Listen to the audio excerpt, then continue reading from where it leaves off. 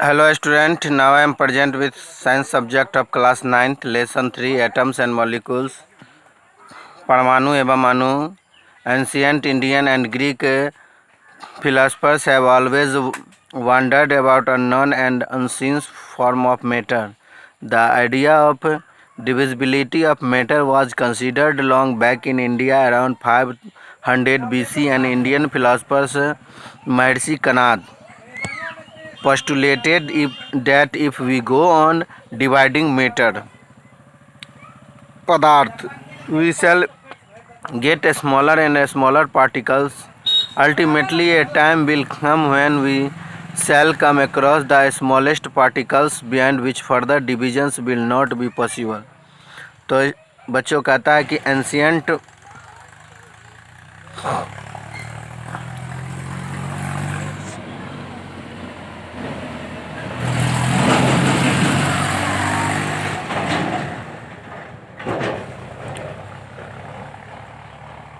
तो बच्चों कहता है कि प्राचीन भारतीय एवं ग्रीक दार्शनिक द्रव्य के अज्ञात एवं अदृश्य रूपों को सदैव चकित होते रहे हैं. पदार्थ की विभाज्यता के मत में खंडित होने के बारे में पहले ही लगभग 500 ईसा पूर्व विचार व्यक्त किया गया था. भारतीय दार्शनिक महर्षि कनाद ने प्रतिपादित किया कि यदि हम द्रव्य पदार्थ को विभाजित करते जाएं तो हमें छोटे छोटे कण प्राप्त होते जाएंगे तथा अंत में एक सीमा आएगी जब प्राप्त कण को पुनः विभाजित नहीं किया जा सकता है, अर्थात वह सूक्ष्मतम कण अविभाज्य रहेगा. इस अविभाज्य सूक्ष्मतम कण को उन्होंने परमाणु नाम दिया. ठीक है.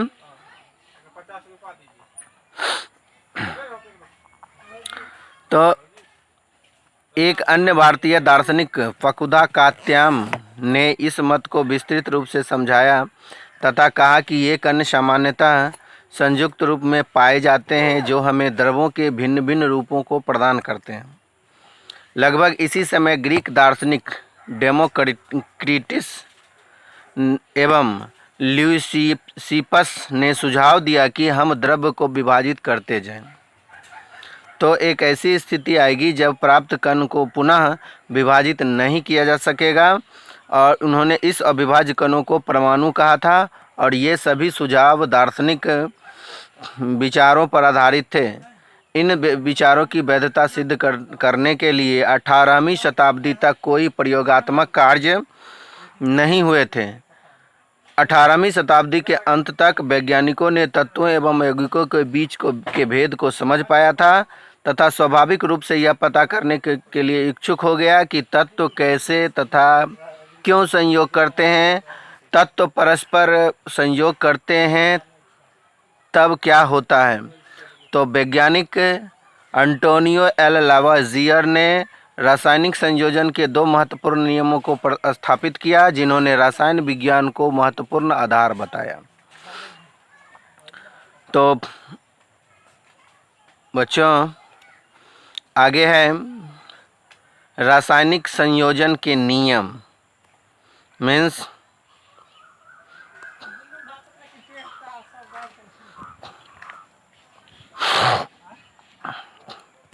Law of conservation of mass. तो कहता है is 3 a change is mass when a chemical reactions take place. तो लॉ ऑफ केमिकल कॉम्बिनेशंस. तो the following 2 laws of chemical combinations were आर established after much experimentations by Lavoisier and Joseph L. Proust. तो law of conservation of mass state that mass can neither be created nor be destroyed in chemical reaction. तो इसमें Lavoisier और एक और थे Joseph L Proust ने कहा कि द्रव्यमान संरक्षण के सिद्धांत में कहा कि ऊर्जा का ना ही निर्माण किया जा सकता है और ना ही उसका नाश किया जा सकता है. ऊर्जा को केवल एक रूप से दूसरे रूप में परिणित किया जा सकता है. तो law of constant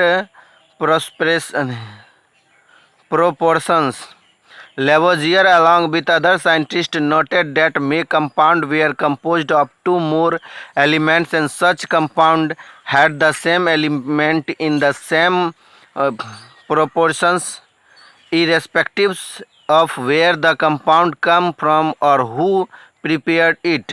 It compounds such as water, the ratio of the mass of hydrogen to the mass of oxygen, it is always 1:8, whatever source of water. Thus, if 9 gram of water is decomposed, 1 gram of hydrogen and 8 gram of oxygens are always obtained.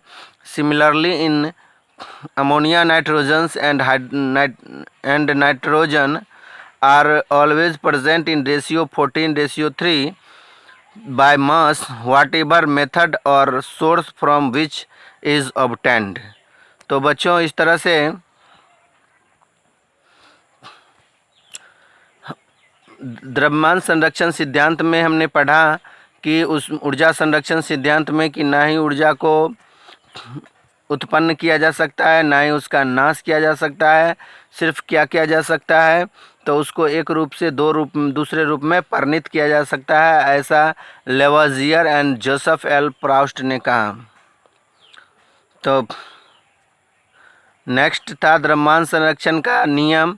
तो जब रासायनिक परिवर्तन संपन्न होता है तब क्या द्रव्यमान में कोई परिवर्तन होता है? तो कहता है हाँ, इसके लिए आप प्रयोग कर सकते देख सकते हैं, और उसी प्रयोग के आधार पर वैज्ञानिकों ने यह सिद्ध किया कि द्रव्यमान संरक्षण के नियम के अनुसार किसी रासायनिक अभिक्रिया में द्रव्यमान का ना तो सृजन किया जा सकता है, ना ही विनाश किया जा सकता है। आगे है लॉ ऑफ स्थिर अनुपात का नियम। तो लवाजियर एवं अन्य वैज्ञानिकों ने इस बात पर प्रकाश डाला कि कोई भी यौगिक दो या दो से अधिक तत्वों से निर्मित होते हैं। इस प्रकार प्राप्त यौगिकों में इन तत्वों का अनुपात स्थिर होता है, चाहे किसी भी स्थान से प्राप्त किया गया हो अथवा किसी से ने भी इसे बनाया हो।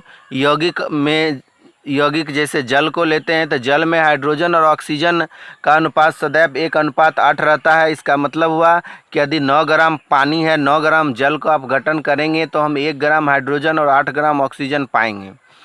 उसी तरह से अमोनिया NH3 में अगर नाइट्रोजन एवं हाइड्रोजन के द्रव्यमानों के अनुसार सदैव देखेंगे तो वह 14:3 के अनुपात में विद्यमान रहते हैं, चाहे अमोनिया किसी भी प्रकार से निर्मित हुई हो अथवा किसी भी स्रोत से ली गई हो, रेशियो वही रहेगा।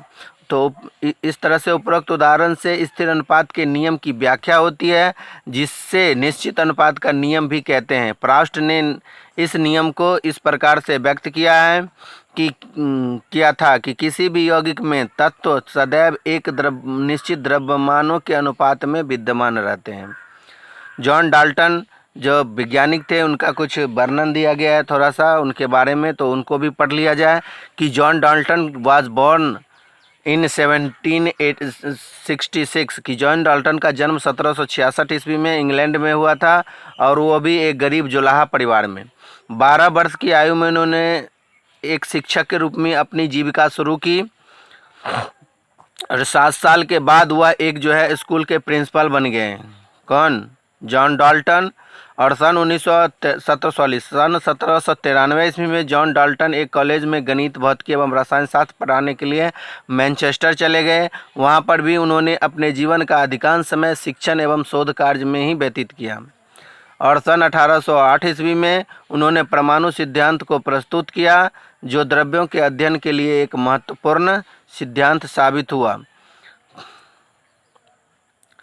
तो इस तरह से जॉन डाल्टन वैज्ञानिकों ने अगली समस्या इस नियम को उचित व्याख्या करने की थी। अंग्रेज रसायनज्ञ जॉन डाल्टन ने द्रव्यमानों के प्रकृति के बारे में आधारभूत सिद्धांत प्रस्तुत किया। जॉन डाल्टन ने द्रव्यों की विभाज्यता का विचार प्रदान किया, जिसे उस समय दार्शनिकता माना जाता था। ग्रीक दार्शनिकों के अनुसार द्रव्यों के सूक्ष्मतम अविभाज्य कण, जिसे परमाणु नाम दिया था, उसने डाल्टन ने भी परमाणु नाम दिया। डाल्टन का यह सिद्धांत रासायनिक संयोजन के नियमों पर आधारित था। डाल्टन के परमाणु सिद्धांत ने द्रव्यमान के संरक्षण के नियम एवं निश्चित अनुपात के नियम की युक्ति संगत व्याख्या की।